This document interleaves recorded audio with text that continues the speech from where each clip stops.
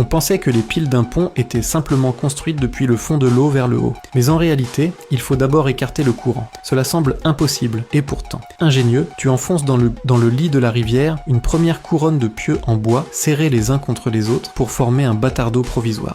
Ensuite, tu pompes l'eau à l'intérieur et obtiens une zone sèche, idéale pour travailler. Pour que les pieux tiennent bien droit, tu les enfonces profondément jusqu'à atteindre la couche dure du sol. Mais un problème subsiste. L'eau s'infiltre entre les pieux. Tu construis alors un second bâtard d'eau à l'extérieur du premier et tu remplis l'espace entre les deux de terre et de mortier. Une fois le tout durci, l'eau ne peut plus passer. À ce moment-là, la pression de l'eau extérieure est encore compensée par l'eau à l'intérieur. Mais dès que tu pompes complètement l'intérieur, le bâtard d'eau risque de s'effondrer sous la poussée du courant. Tu ajoutes donc des poutres de renfort pour le soutenir, puis tu assèches entièrement la zone, enlèves la vase du fond et renforces la base avec un mélange de pierres concassées et de mortier. Une fois solidifié, tu peux commencer à élever la pile du pont. Les blocs de pierre sont assemblés avec du mortier de chaux, formant une structure solide et homogène. Après avoir retiré le bâtard d'eau provisoire, tu attends la marée haute pour transporter, par bateau, les lourdes poutres de pierre entre les piles.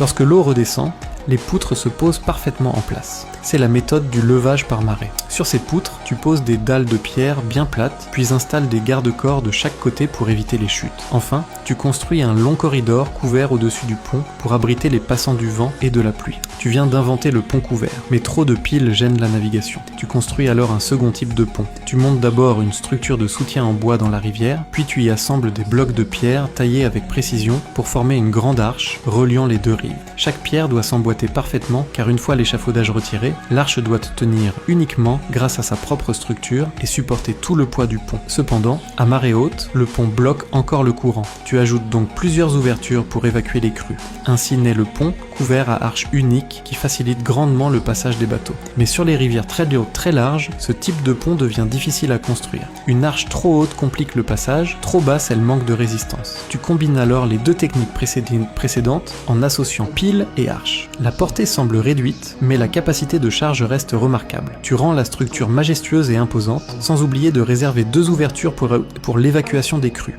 Les faces amont des piles sont sculptées en forme de brise courant pour diviser le flux de l'eau et réduire l'impact. Enfin, tu fais sculpter deux créatures mythiques chargées de protéger le pont et de dompter les eaux. Félicitations, tu viens d'inventer le pont couvert d'Anshu.